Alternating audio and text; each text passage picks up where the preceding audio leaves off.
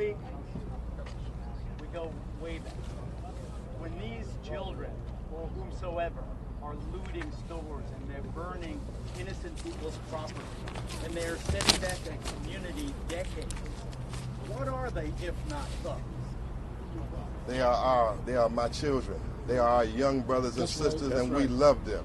Every one of them, to be honest, straight up, every one of them that threw a brick, every one of them that set a fire, we still have to look at them with love and care and to see what happened to that young man. There are people in this city that have nothing to lose, and that is a terrifying situation when you have nothing to lose and you're willing to go out on video, on camera, and to carry out actions that you know could land you in jail for life or land you in jail for a long time, but they still do it, Mr. Rivera.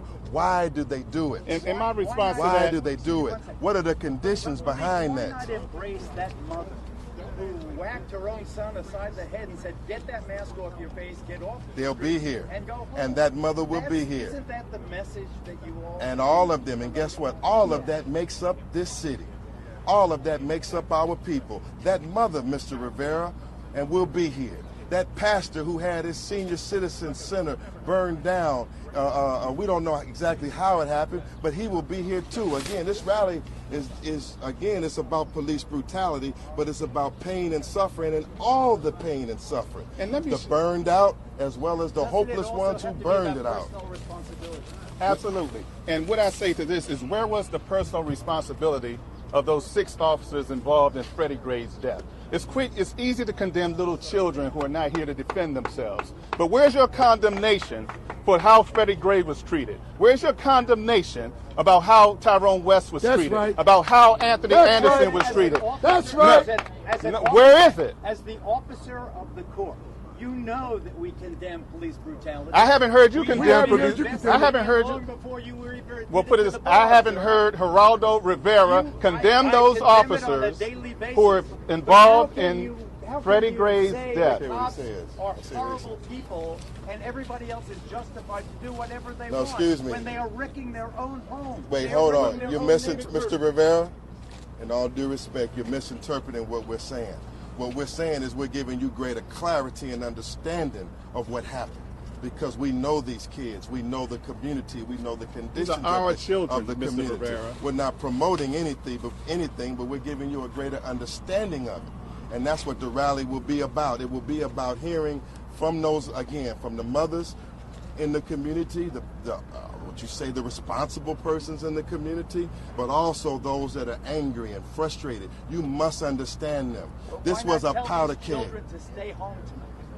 Because they have a First Amendment right to protest and demonstrate, Mr. Rivera. But no, there's a What do you mean no? Tell them to stay home. Tell them to stay home. Can you make that announcement right now? There's a curfew, and you urge. My announcement here is for them to be out here. Mr. I Rivera, want them to come out here on Saturday. Do you honor the curfew? Do you ask them, do you advocate honoring the curfew? we advocate lawful conduct, Mr. Rivera. So That's what, and we said that. We said that earlier in this press conference. You do ask and urge the community. We advocate lawful conduct. So my question is, what can we do, okay, about the black men who served time in prison, who came out, no longer breaking the law, but we're still, if we get pulled over in our car, the first thing that pops up, oh, they're on parole, or they're on probation, and then we're pulled out of our cars. So what can we do about that? Because we can't refuse to get out of our cars. We can't refuse that. Right ahead. Because that's going to be a cause for them to lock us up because we refuse a lawful order. Right. Once you're out here on paper, you can't refuse the police. And the Baltimore City definitely does that. Okay, that's not altogether true. No, if a police gives you a lawful order to get out of your car, under the law, you have to do that. But if they go further than that, if they try to conduct an illegal search, you do have the right to refuse that. You do have your rights as a citizen under the Constitution. And I guess what we need to do is educate the public even more that your rights do not just go by the wayside merely because you've had a brush with the law previous to the time that you're dealing with at that moment in time. So what we will do as the National Bar Association is put on some type of some type of forum to educate our public even more. And personally, that's something that I've been doing all across the state of Maryland, not just in Baltimore City, but throughout all of our counties in Baltimore, throughout all of our counties in the state of Maryland. So we just need to do more of it. What about the issue of being transported and seatbelted in the vehicles? All of this will be addressed on Saturday. There will be